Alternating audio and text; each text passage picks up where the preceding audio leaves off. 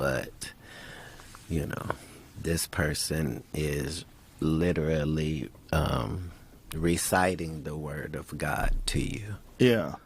Yeah. And he becomes the holder of all that information and the only one. All holders of all information are that. Yep. It's like a human pattern that people follow, even if they just run an internet company. Even if they run a social media company, they follow that same pattern. Well, because everything in the universe, everything on this planet, everything that we could look at in the wildlife or in the plant life, or everything is a formula. Everything is that way. Yeah. And that's one of the, the science and math go together with the occult and alchemy, and all of these things are based on things like even the Smurfs story, right? The Smurfs are based on something? Well, religious people would say, oh, you can't watch the Smurfs because it's bad because they have witchcraft and stuff in there. But the whole thing is, it's based on this, the homunculus, the idea that you can create a human life form without a mother or a father. So, really? That's what the Smurfs are based on?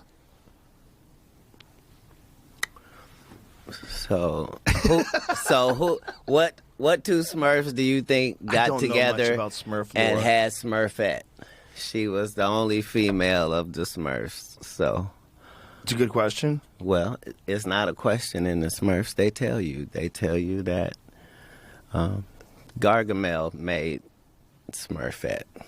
But, in somebody's history, I don't want to say what race of people or group of people it is, but in somebody's history, there was this homunculus thing. Like a genetically engineered human? Life form. Mm-hmm. Creature. Right.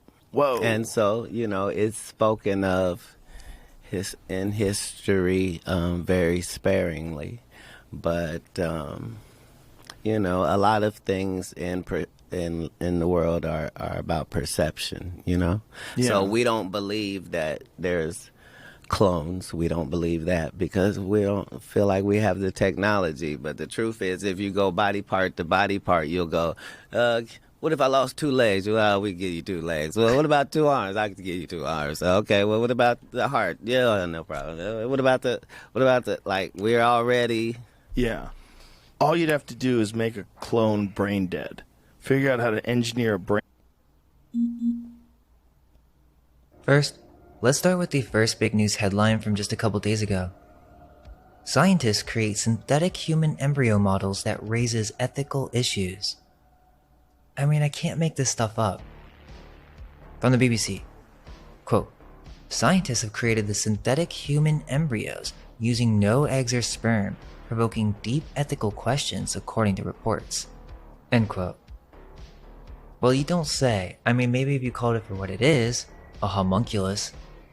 Quote, the synthetic embryos, only days or weeks old, could help researchers study the earliest stages of human development and explain pregnancy loss, end quote.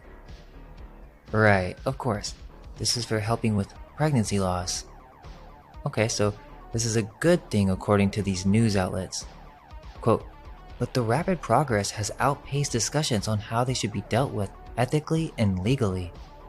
Professor James Briscoe from the Francis Crick Institute said the field needed to proceed cautiously, carefully, and transparently to avoid a chilling effect on the public, end quote.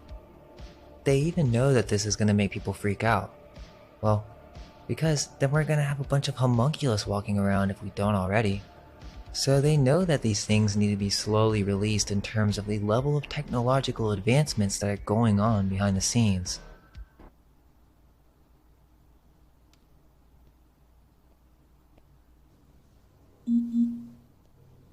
Reading those babies? The big question is, why is this the first idea for a movie? It's all very strange. And on top of that, this 1896 version is a lost film, so we don't even have the original. There are most likely many more. But arguably, this is the first movie ever made. Then she remakes this film twice with the 1900 and 1902 versions. Now, the reason that we know there was an earlier lost film is because in 1922, the director Etienne Arnaud wrote in his memoirs that Alice Guy, quote, was the first to have the idea of staging a dramatic scene in front of the cinematographic lens, end quote. The controversy started here because he supposedly, according to the mainstream narrative, wrote the wrong film. The film he was talking about, directed by Alice Guy, was not The Cabbage Patch Fairy, but another film, Les Méfaits Domptés de Vous, or The Misadventures of the Veal Head. So calf head? Baby cows? What's with all this dark humor early film stuff? I mean, all of it is very eerie. These are the first films being made? This film is about a baby cow's head that escapes from a butcher's plate, and then somehow the head combines with the butcher to produce a hybrid human? Which, if you look it up, it will say it was directed by another director called Ferdinand Zecca. Now this gets deeper because these first movies were created by the oldest French film company in the world, the Gaumont or Gaumont Film Company, or the Society of Establishments. So the first films were done by production companies, but strangely many of their first films involve very macabre themes, and it makes you question if any of this has to do with Alice Guy and the Cabbage Patch Kids. Well, I would say so, because why would the first films be promoting the selling of babies? Well, they created this first Cabbage Patch Fairy movie in 1896 specifically for the Paris World Fair.